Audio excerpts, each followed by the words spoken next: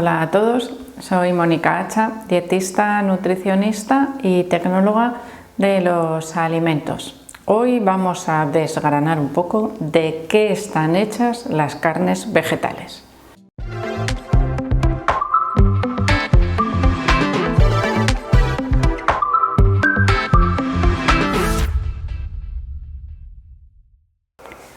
Cuando vemos en el supermercado o en prensa muchas veces o en redes sociales el auge que empiezan a tener las llamadas carnes vegetales, que ya sabéis, insisto, al igual que siempre, que legalmente en sus envases de venta no se pueden denominar como tal porque la legislación considera que ponerle la palabra carne a un alimento que no está elaborado con verdadera carne puede llevar a error o confundir al consumidor, y por lo tanto se trata de evitar a toda costa esa confusión, y por lo tanto el etiquetado no debe llevar la palabra carne como tal. Siempre se buscan pues otro tipo de denominaciones que nos hagan darnos cuenta de lo que estamos comprando, pero sin confundir, ¿no?, al consumidor, al comprador, a la persona que va a adquirir esos productos. Cuando hablamos de carne animal, sabemos lo que estamos comprando. Un filete es un filete, evidentemente. Nos podremos confundir si es de vaca, de ternera, de buey. Vale, pues igual no tenemos las habilidades, ¿no?, para poderlo distinguir, pero sabemos que es 100% carne. Si pasamos a procesados cárnicos, ya el porcentaje de carne puede variar.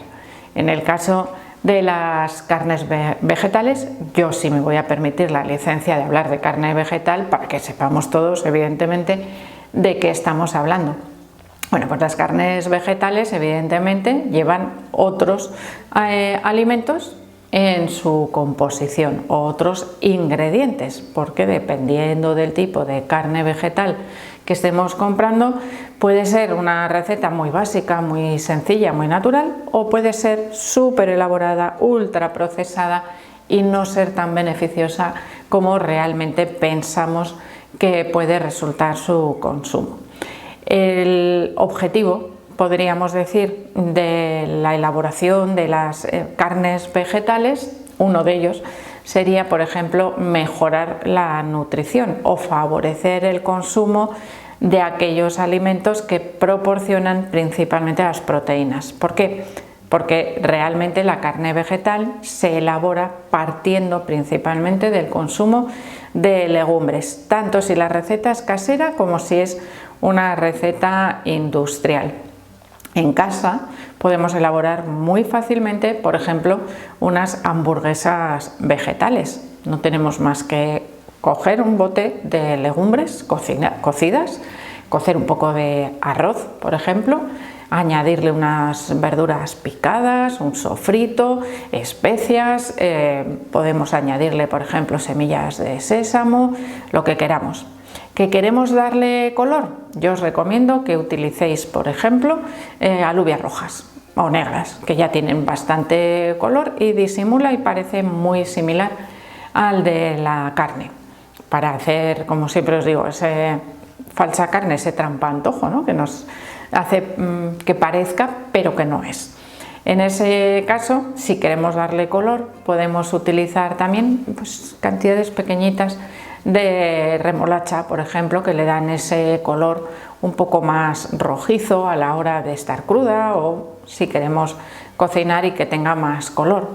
Yo suelo recomendar que cuando pensamos en hamburguesas, por ejemplo, o albóndigas vegetales, que nos olvidemos del color, porque realmente no estamos buscando esa imitación, o no deberíamos estar buscando imitar a la carne, sino que lo que deberíamos estar buscando es favorecer el aporte de todos esos nutrientes a la dieta. Principalmente, como os digo, son las proteínas. Si yo te digo que tú llevas una dieta vegana o vegetariana y te digo que tienes que comer legumbres todos los días y piensas, porque acabas de cambiar de una alimentación omnívora, por ejemplo, que tienes que comer lentejas cocidas o estofadas todos los días, me dirás que es imposible. Y efectivamente es muy difícil, pero incluirlas de maneras diferentes y variadas es mucho más sencillo de lo que parece. Y una de esas recetas podría ser perfectamente en forma de hamburguesa o en forma de albóndigas. Por ejemplo, unas albóndigas de lentejas con unos pocos copos de avena para darle textura y también sus verduritas para darle sabor, pues es una receta deliciosa. Le podemos hacer una salsa española exactamente igual que si las preparamos con carne en lugar de con lentejas. Las lentejas son perfectas para hacer, por ejemplo, una salsa boloñesa o algo que se parezca a la salsa boloñesa. Vale, vamos a pasar ahora a esas carnes industriales que buscan ir un poco más allá y que no siempre nos resulta adecuado ni beneficioso, ¿vale? Y ahora lo vamos a ver. Ese ir más allá, ¿a qué me refiero? A que generalmente tratan de imitar también el sabor de la carne. Si yo he decidido que no quiero consumir carne, ¿por qué tengo que buscar algo que tenga la misma textura y el mismo sabor que la carne? Yo realmente lo que necesito es mejorar mi aporte de nutrientes, es decir, sustituir aquello que me proporcionaba antes la carne y que ahora no me lo va a proporcionar. Ya os digo que no es exclusivamente proteínas, pero sí en gran parte. Y después con la variedad pues obtendremos el resto de nutrientes, ¿no? Vitaminas, minerales, todo el resto que nos proporciona. Un poco de grasa, pues muy fácil, la hamburguesa más un poco de aguacate. O sea, realmente las combinaciones son muy fáciles. Vamos otra vez a esas hamburguesas industriales. Generalmente la legumbre que se utiliza es la soja, en lugar de otras legumbres que podemos utilizar también al preparar las hamburguesas o la carne vegetal casera. En este caso, la soja se puede utilizar de diferentes maneras. Por ejemplo, la soja texturizada existe desde hace muchísimo tiempo.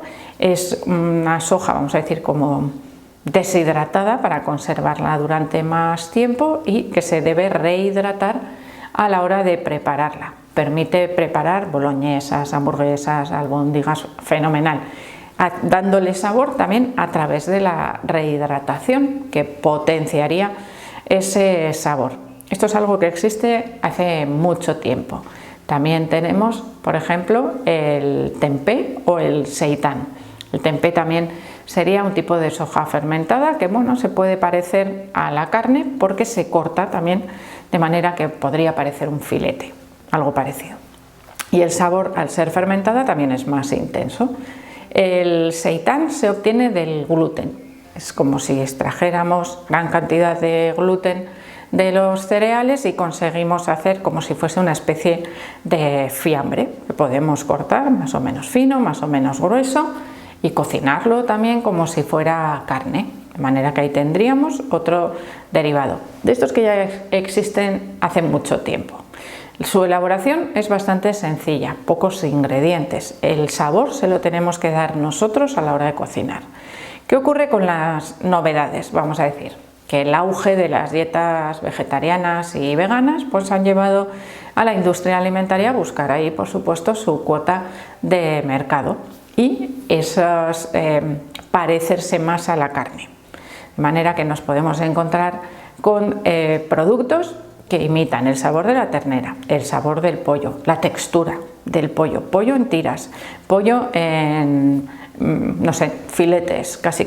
O sea, es decir, la variedad es enorme. ¿Qué ocurre? Que no es pollo verdadero, aunque sepa a pollo o se parezca al sabor del pollo, sino que es soja.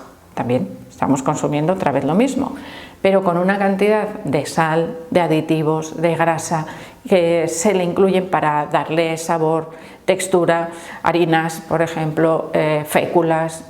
Es decir, mirar las etiquetas, qué pesadas soy con las etiquetas, pero es que realmente a veces nos dejamos llevar por el frente de los envases por lo que vemos, igual por esa ventanita, ese agujerito o ese film que recubre a los alimentos, pero no nos preocupamos de lo que lleva en su composición.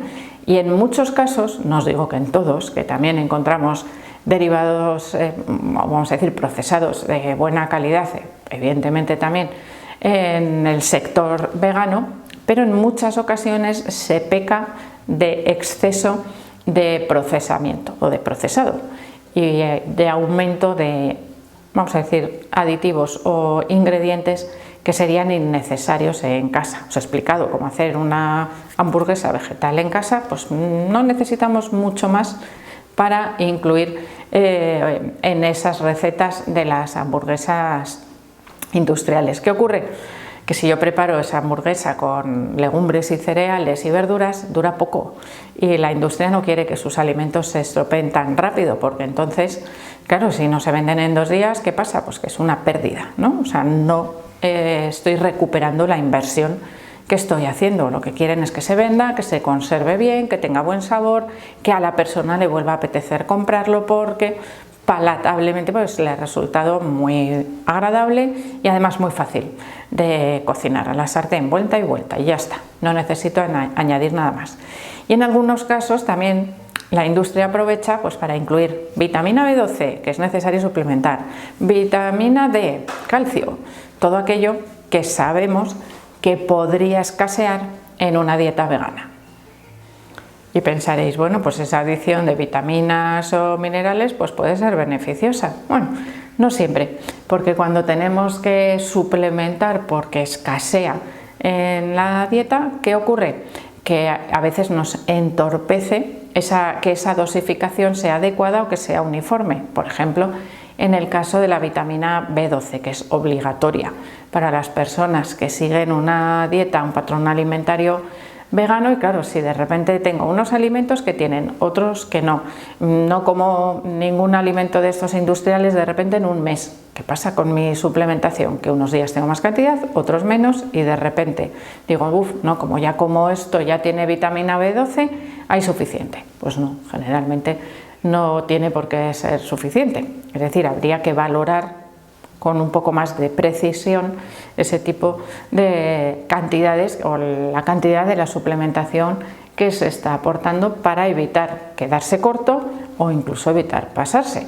Que bueno, en general no es que existan demasiados problemas asociados a la vitamina B12, pero siempre hay que tener cuidado con cualquier suplemento dietético. Así que creo que con este vídeo, bueno, pues os animo a que hagáis vuestras propias hamburguesas vegetales en casa, que es muy fácil y quedan riquísimas. Las setas, por cierto, también son un ingrediente que dan muchísimo sabor a esas recetas mezcladas con las legumbres y con los cereales. De esa manera complementamos todos los aminoácidos esenciales. Y una recomendación para mejorar también la absorción del hierro, que puede ser deficitario también en los patrones alimentarios veganos, podemos mejorar su absorción incluyendo como postre una fruta rica en vitamina C, que favorece la absorción del hierro que contienen los vegetales. Así tendríamos, bueno, pues todo mucho más completo. Así que espero que os haya gustado el vídeo, por supuesto que le deis al like, no dejéis de suscribiros al canal y espero seguir viéndoos a todos en los próximos vídeos.